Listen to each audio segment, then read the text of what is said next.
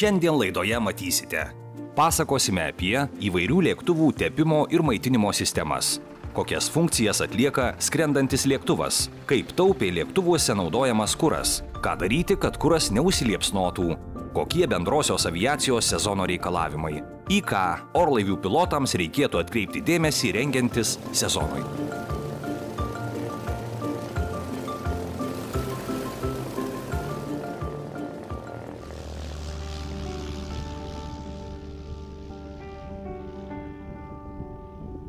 Aviacija daugam gali atrodyti kaip romantiškas užsiėmimas, tačiau skraidymas tik mažytė dalelė, kuri labiausiai matoma žmonėms. Aviacijos inžinerija reikalauja daug skaičiavimo, fizikos išmanimo, kurios dėka lėktuvas skrenda. Kviečiame sužinoti apie aviacinį kurą, variklius ir tepimo sistemas lėktuvuose. Kuo skiriasi lėktuvų ir automobilių veikimas? Iš pradžių aviacinis kuras būdavo naudojamas toks, koks buvo prieinamas tais metais. Kartais ne itin tinkamas varikliams. Situacija pasikeitė, kai 1923 metais į Lietuvą pradėtas tiekti Shell benzinas. Buvo įkurta kompanija Shell Lietuva. Atsidarė pirmosios Shell kolonėlės. Shellas tuo metu buvo pirmaujanti kompanija gaminanti aviacinį kurą.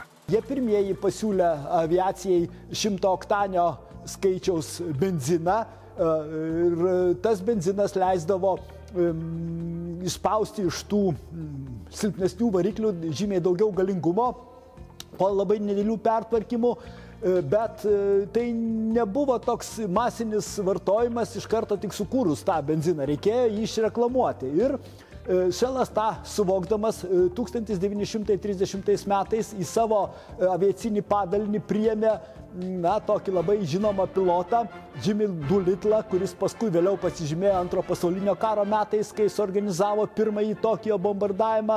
Ir tais 30 metais Doolittle'as atliko Shello 100-oktanio benzinio reklamą Europoje. Atsiplukdęs į Europą 4 senus Curtiss lėktuvėlius senos konstrukcijos, jisai tiesiog demonstruodavo jų naujas galimybės, pilant šį naująjį 100-oktanį Shello benziną.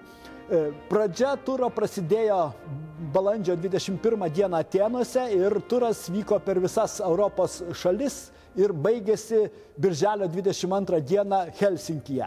Birželio pirmoje pusėje ta Doolittle komanda lankėsi ir Kaune, mūsų Dariaus ir Girėno, dabartinėme Dariaus ir Girėno aerodrome, tuo metu Kauno Aleksoto aerodrome, atskrido 4 lėktuvėliai ir visi tie lėktuvėliai su Shell benzinu tiesiog demonstruodavo gerokai geresnės charakteristikas, negu kad panašus lėktuvai varomi ne 100-oktaniu benzinu. Taigi, to pasekoj lietuvių aviacinis žurnalas Lietuvos sparnai kiekvienam numerį, kurį nors viršelį skirdavo Shell tepalų ir degalų reklamai. Aš tikiuosi, kad Shell tepalai ir dabar tarnauja bendrajai aviacijai, Lietuvos bendrajai aviacijai, o dabar galit pasižiūrėti, kaip atrodo Jak 50 tepalų bakas, gana didelis bakas, yra tepalai aušinami, ir čia matot yra benzino užpylimo anga, pagrindinis tas naudojamasis bakas yra lėktuvo viduj. Lėktuvas yra suprojektuotas taip, kad vietos liktų ir bagažui, kroviniui, įgulai ir visoms sistemoms. Kuro sistema užima didžiausią dalį lėktuve. Kad būtų išgaunama reaktyvinio lėktuvo trauka, reikia sudeginti begalę kuro. Labai plačiai nautojama praktika yra tai integruoti kuro bakai šiais laikais. Tai yra sumažina masė, kada dalį fiuzeliažo ar sparno užhermetizuojama ir tenai tiesiog yra supilami degalai, kurie užima didelę dalį lėktuvo pakėlimo masės. Kokiagi degalų išeiga skrendant lėktuvui, kurio variklio galingumas iki 300–400 arklio galių. Lėktuvui tiesiai skrendant sunaudojamas 1 litras degalų 1 minutei.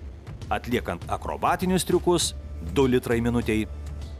Pagrindinis aviacinio variklio principas – užtikrinti variklio darbą bet kokiomis sąlygomis, kol nepasibaigė numatytos kuro atsargos. Pagal orlaivio konstrukciją ir kur yra bakai, tai vėl skirtumai sistemos yra arba gravitacija, tai saviteka pakliūna į karburatorius ar į purškimo sistemas iki siurblių, arba papildomi siurbliai stovi, kurie pakelia pradinę momentį elektrinį iki variklio kuro siurblio.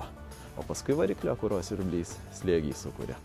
O akrobatiniai dar tuo skiriasi nuo visų kitų variklių maitinimo sistemos, kad oro erdvėje keičia savo padėtį. Vieną kartą dugnas apačioj, kitą kartą jau viršui. Todėl naudojamas dar tarpinis išeigos bakelis, į kurį kuras pakliūna savieiga, saviteka, o paskui iš jo paimamas lankščia žarna su svoriu ir kurioje vietoj kuras, gravitacija, toje vietoje išlanga ir taip paima kurą į variklį. Aviaciniai keturtakčiai stūmokliniai vidaus degimo varikliai skirstomi pagal cilindrų išsidėstymą. Iš viso yra 7 tipai. Pagrindiniai jų yra vienaeiliai, vienaeiliai žvaigždiniai, opozitiniai, V formos. Kad viskas būtų paprasčiau aptarnavimo metu, yra užkoduota sistemos spalvos. Tiksliau sistemos spalvose. Tai tepimo sistema visa ruda spalva, kuro sistema geltona spalva, suslėgto oro juoda spalva. Aišku, deguonies, jeigu būna sistema, ten mėlyna spalva arba vakarietiškai žalia. Tai atsiskiria daug paprasčiau aptarnaujamam personalui žiūrėti viską ir sumaišymo jungčių klaida išnyksta. Jeigu turi lėktuvas dar automatinę gesinimo gaisro sistemą, ten vėl raudonos arba tamsiai bordinės spalvos, kažkas tai yra tokia sistema aviacijoje, supaprastina šiek tiek. Kuo skiriasi kuras automobiliams ir lėktuvams? Aviacinis kuras naudojamas lėktuvuose skiriasi oktaniniu skaičiumi. Dažniausiai naudojamas 100 oktaninio skaičiaus aviacinis kuras, o automobiliuose naudojamas 95-98 oktaninio skaičiaus. Kuo aukštesnis oktaninis skaičius, tuo labiau galima suspausti degalų ir oro mišinį, taip tiksliau kontroliuojant benzino užsidegimą. Didelių problemų sukelia kuro užsidegimas, dėl to buvo dirbama daug metų. Komercinio kuro savybės, cheminės, fizinės per daug metų yra taip ištobulintos, kad užsidegimo temperatūra paprastomis sąlygomis yra sukelta iki labai aukšto taško. Ką daro skrydžių metu lėktuvuose aplamai? Po keletą incidentų, didelių nusinešusių ir žmonių gyvybės, ar ne? Buvo priimtas sprendimas, kad vis tik tai reikia kažką atlikti lėktuve taip, kad ore būtų sumažinta garų koncentracija kuro bakuos, kada jie tuštėja. Tai yra labai rimta problema. Ir paimtas kariškių paimta patirtis, kada yra naudojama neutralių dujų sistema. Tai yra išeikvojant kurą yra paduodamas azotas. Tiesiog užpildoma ta ertmė virš kuro yra užpildoma azoto. Kaip tas pasiekiama? Kažkada būdavo montuojami tiesiog balionai, sauso azoto yra pripučiami po dideliu slėgiu ir tiesiog paduodami per redukcinės sistemas įvairiais būdais.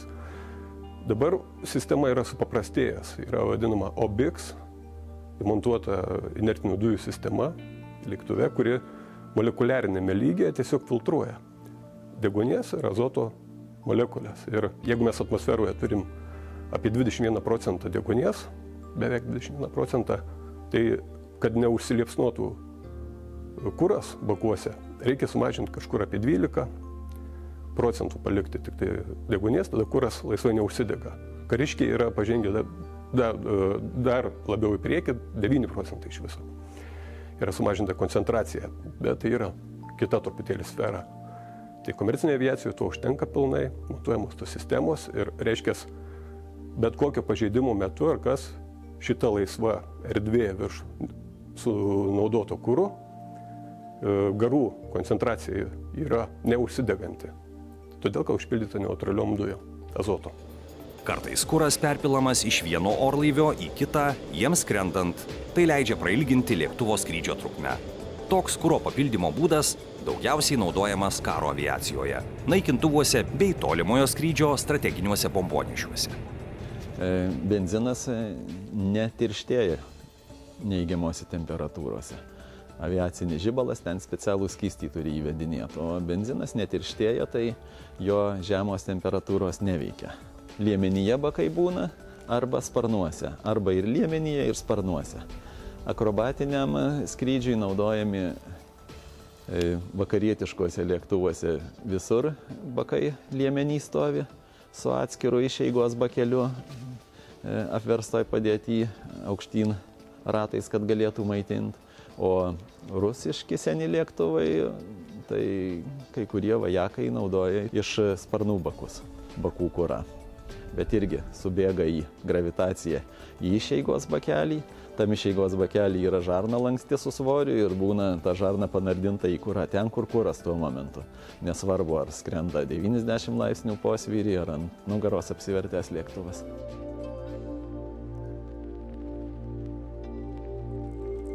Kalbant apie sportinę aviaciją, joje naudojami stūmokliniai varikliai. Didžiojoje aviacijoje turbininiai varikliai. Tai yra pagrindinis skirtumas. Sportiniai aviacijai gaminami Rotax tepalai. Šelas 2010 metais kartu bendradarbiaudami su Rotaxu išleido alyvą, kuri yra skirta būtent tik tai 912 ir 14 varikliams tos serijos, kas užtikrina, kaip sakant, patį geriausią to variklio darbą. Didžiausi alyvos kiekiai sunaudojami didžiojoje aviacijoje. Kokiagi turbininių variklių ateitis? Keliami labai dideli reikalavimai variklių efektyvumui, dirbama mažinant variklius ir didinant jų galią. Tai didelis iššūkis pačių alyvų gamintojams. Kiekvienais metais reikalavimai alyvai didėja. Kalbant apie turbinas, jų dydis, palyginus su išgaunama galia, mažėja. Automatiškai mažėja ir alyvos kiekis, reikalingas užtikrinti sklandų variklio darbą. Temperatūra. Turbininių variklių degimo kamerose neretai siekia nuo 1000 iki 1500 laipsnių Celsijaus.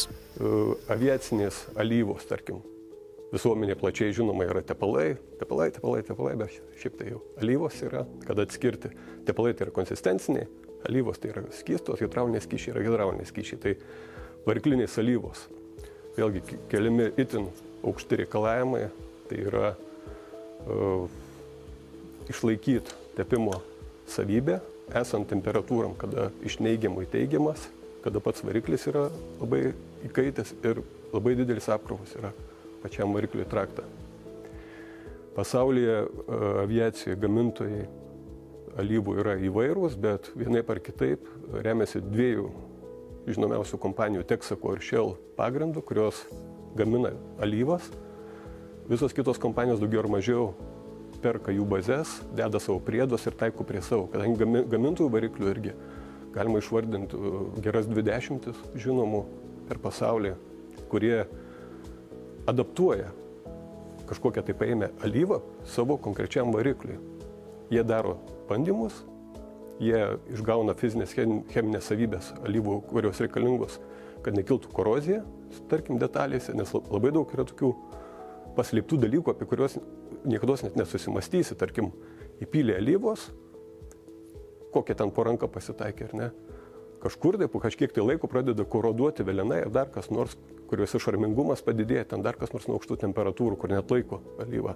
Tai negalima pilti pirmos pasitaikiusios alyvos, nors ir panašiom charakteristikom, kadangi niekada nežinai. Todėl ta dalis yra labai griežtai reglamentuojama, išleidžia gamintojas variklį ir nurodo specifikaciją, kokia variklinė alyva turi būti naudojama. Ir naudojama yra tik tai tokia ir 2-3 alternatyvūs variantai yra numatomi visada. Bet kas yra alternatyva? Tai yra tik tai laikina priemonė grįžti iš vieno oro uosto į kitą ar panašiai, po kurios užpili vėl iš naujo alyvą. Tai yra, jeigu jūs naudojat, tarkim, vieną rūšį nuo variklio pagaminimo, tai iš principo jūs gaminsit visą tą laikotarpį, nebent alyva bus nebegaminama dėl ekologinių, tarkim, priežasčių, ar dar ko nors, gamintojas išleidęs kitą adaptyvią alyvą iš karto praneš, kokią reikia naudoti visiems komerciniam vežėjam. Alyvos gamintojai, žinoma, čia ne tik tai kalbant apie Shell, bet, man atrodo, visi didžiausi ir, kaip sakant, nepaslaptis, visi kokybiškos alyvos gamintojai, jie turi bendradarbiauti, nes kitaip nebus pasiektas tas dalykas, nes lėktuvas yra danguje, jo, kaip sakant, nesustabdysi kaip automobilio. Kiek lėšų į tai investuojama. Ir kiek žinau, Aeroshell ir Shell kompanija į tai deda labai didelės investicijos. Ir kiek žinau, čia bendrai paėmus apie 1 milijardas kiekvienais metais dolerių, vien tik tai investuojama į kompanijų, kaip sakant, bendradarbiavimą ir tos tyrimus. Jeigu kalbant apie Lietuvos rinką, tai mes matom, kad aviacija vis dėlto atgimsta. Tai vis daugiau aviacijos klubų, jie būrėsi kartu, daug atskirų aviatorių prisijungia prie aviacijos. Ir kiek matom, aišku, jie bando visą laiką į mus kreiptis kaip nuo aviacijos klubo, nes anksčiau būdavo, kad jie pavieniai kreipdavosi, kaip sakant, dėl alyvos. Ir kas liečia didžiąją aviaciją, taipogi mes turim labai didelę kompaniją, kuri, kaip sakant, aptarnauja aukščiausios kategorijos lėktuvus. Perskridimui skirti lėktuvai dar turi ir bakus sparnuose, kuriuose telpa 100-200 litrų. Akrobatinių lėktuvų degalų talpos daugiausiai būna iki 70 litrų, nes skrydis ilgai netrunka. Akrobatikoje svarbi ne tik kuro, bet ir tepimo sistema. Nes automobilis važiuoja visą laiką žeme, tepalas karteryje, siurblys panardintas tepale ir viskas gerai. Bet jeigu apverstume tą automobilį, tai variklis greitai sugestų, nes tepimo sistema neteptų alkūninio veleno ir kitų velenų ir variklis būtų sugadintas. Tai lėktuvuose irgi naudojama tepimo sistema pritaikyta akrobatiniuose visokiam lėktuvo evoliucijom. Tai 2 tipai čia sistemų yra. Su atskiru tepalo baku ir tepalas tame pačiame karteryje. Jeigu su atskiru tepalo baku, tai viduje švytuoklė, kuri keliauja gravitacija su tepalu kartu ir visą laiką būna panardinta ir tepalo siurblys visada maitinamas tepalu gauna. O jeigu su karteriu, tai ten gravitacinis vožtuvas, kur apsivertus visas tepalas viršui variklio karteryje būna, ištenima arba normaliam skridime ima iš apačios ir vožtuvas reguliuoja, iš kur imti. Tepalai vidaus degimo varikliam naudojami, aviacijai mineraliniai tepalai ir su priedais. Nėra sintetinių ir nėra skystų, nes aviacijoje visi tarpeliai tarp detalių besitrinančių yra daug didesni, kadangi oro aušinami ir įsiplėtimai, koeficientai dideli, tai ten ir tarpai didesni palikta. Ir vieni geriausių Aeroshell tepalai, visos kompanijos gamina, bet Aeroshell tai patikrinta daug kartų ir mūsų pačių, kad yra geri, nes visai kitaip atrodo variklis kapitalinio remonto metu atidarius. Aviaciniai sprendimai yra įdomus tuo, kad kasdienėje žmogaus veikloje su tuo nesusidursi. Lėktuvas patenka į skirtingas oro sąlygas, iš pliusinės temperatūros į didžiulę neigiamą.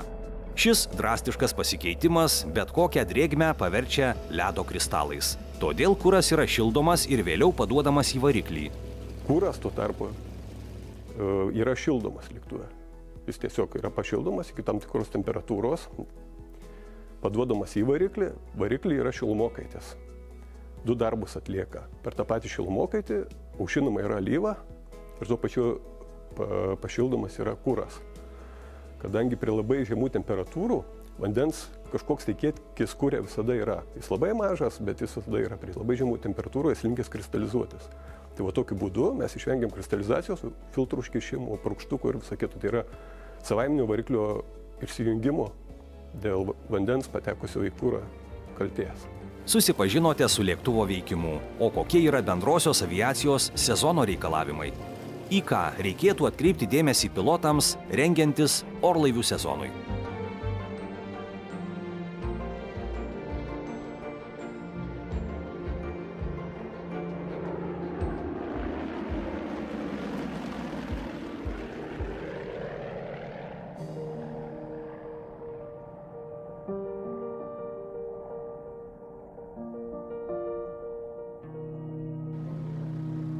Šiandieninėme pasaulyje skraidimas yra vienas saugiausių ir sparčiausiai besivystančių transporto rūšių.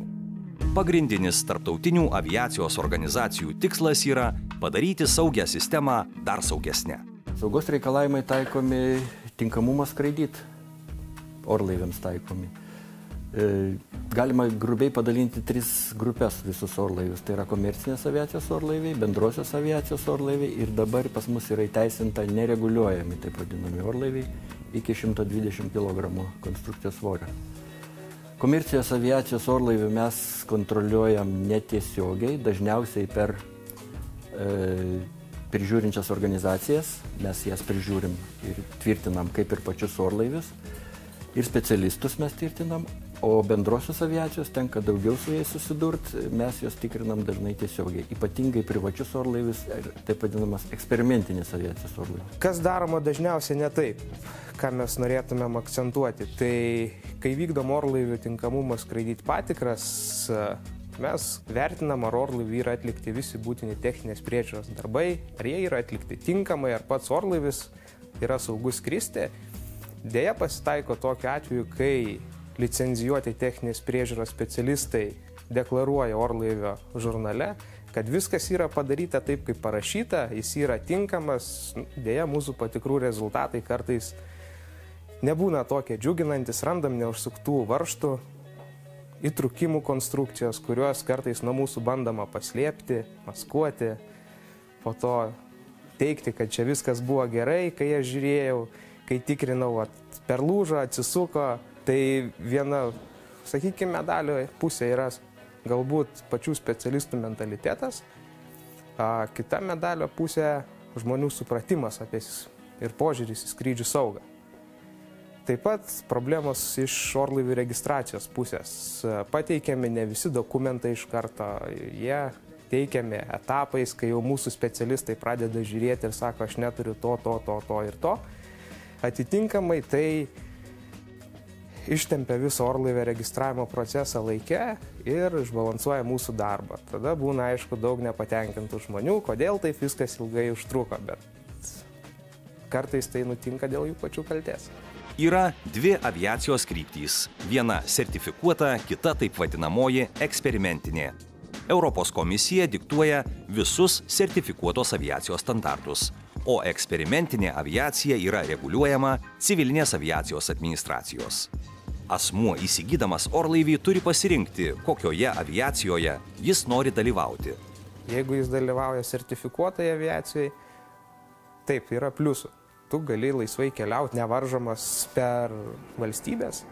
Jeigu tu dalyvauji eksperimentinėje aviacijoje, pavyzdžiui, skrisdamas į užsienio valstybę, nesvarbu, kad tai yra ES šalis narė, vis tiek oficialiai turėtum paprašyti leidimą, kad tu gali skristi jos erdvę. Nes tas tinkamumas skraidyti pažymėjimas, kuris bus išduotas eksperimentiniam orlaiviui, jis galioja tik Lietuvos Respublikos teritorijai. Jeigu skrendam į kitą valstybę, reiktų informuoti juos apie mūsų įskridimą. Iš finansinės pusės eksperimentinė aviacija yra pigesnė pačiam savininkui, naudotojui to lėktuvėlio, taip? Nes pigesnės detalės, pigesnė techninė priežiūra, mažiau reikalavimų ribojimų.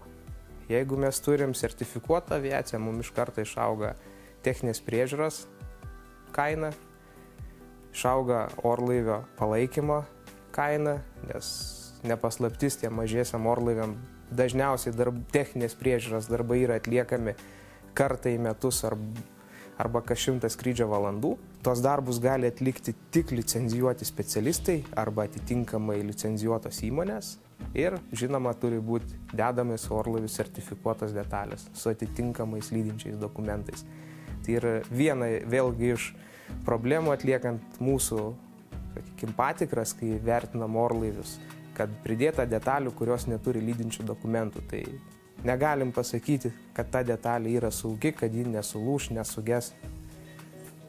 Tokių dalykų pasitaiko. Visa virtuvė ta teisinė, be abejo, yra patalpinta valstybės teisės aktų registre. Ir taip pat jūs galite rasti susijusius teisės aktus civilinės aviacijos administracijos puslapyje prie orlaivių skyriaus skilties. ten yra sudėti visi galiojantis teisės aktai, tai taisyklės, nurodymai, ką reikia pateikti, kada pateikti, kokią formą turi būti pateikta. Norėčiau atkreipti dėmesį, kad dažnai susiduriam, taip žmogus įsigyja orlaivį, ateina su pirkimo pardavimo sutartim, dažniausiai jis sudaryta būna užsienio kalba, jeigu orlaivis įsigytas užsienio valstybei. Ir labai nustemba, kodėlgi čia reikia oficialaus vertimo į lietuvių kalbą. Tai keliauja toliau verstis į vertimų biurą. Tai viena iš tokių opesnių su bendraja aviacija pasitaikančių problemų. Kokį kelią turi praeiti būsimas pilotas, kuris nori pradėti skraidyti? Žmogus įsigijęs lėktuvą ir jeigu nori pats su juo skraidyti, tai jis visų pirma turi gauti licenciją. O kad gautų licenciją, tai jam reikia eiti kažkur išmokti tai daryti. Tai jis turi kreiptis į mokymo organizaciją, kuri turi, sakykime, leidimą vykdyti būtent konkrečius mokymus ir joje pabaigti mokymą. Visą. Ir tada jau ateiti pas mus, išsilaikyti egzaminus, taip pat išsilaikyti egzaminą skrydžio pas egzaminuotoją ir su visais popieriais ateiti čia. Pilotas, sėdamas į lėktuvą, privalo turėti galiojančią licenciją su galiojančia kvalifikacija ir galiojantį sveikatos pažymėjimą. Taip pat turi turėti kažkokį tai dokumentą su nuotrauka, kuriame atsispindėtų, kad tai yra jis, kad kaip jo tapatybė patvirtinti dokumentą. Dabar yra vienas pasikeitimas, tai yra toksai, kad tiesiog dvi mokymo organizacijos susitvarkė leidimus vykdyti lengvojo orlaivio piloto licencijom gauti mokymus. Tai yra supaprastinti kaip ir PPL reikalavimai, piloto mėgėjų licencijų reikalavimai, tai yra truputėlį mažesni reikalavimai sveikatai, jų pažymėjimas sveikatos galioja ilgiau negu piloto mėgėjo licencijai gauti tas sveikatos pažymėjimas reikalingas. Ir jų teorinis mokymas yra labai panašus, tai yra tie patys dalykai, kaip ir piloto mėgėjo licencijai, bet yra skrida mažesnė. Reikalavimą tik 30 valandų, jeigu pilotas mėgėjas turi skraidyti 45 valandas. Tai yra dabar žmonėm, norintiems, sakykime, skraidyti savo malonumui, tai yra tikrai labai paprastas kelias, paprastesnis galbūt kelias, tai yra mažiau finansų reikalaujantis kelias ir jie gali gauti tą lengvojo orlaivio piloto licenciją lėktuvais kol kas tik tais ir skraidyti. Šioje laidoje tiek, o kitoje matysite. Pasakosime apie parasparnių ir skraidyklių judėjimą Lietuvoje. Nuo ko viskas prasidėjo, kiek žmonių šį sportą propaguoja šiandien ne tik kaip profesionalai. Vienas draugas pakvietė pabandyti paskristi tandeminiu skrydžiu ir sako, kaip tik bus uždaramasis parasparnistų vakaras. Ir žodžiu, ten sudalyvavau keliose rungtyse, paskridau tandeminį skrydžių ir gal kokias 2 paras jaučiausi tokia kaip ekstazija didžiuliai. Kas yra neatskiriama parasparnininkų gyvenimo dalis.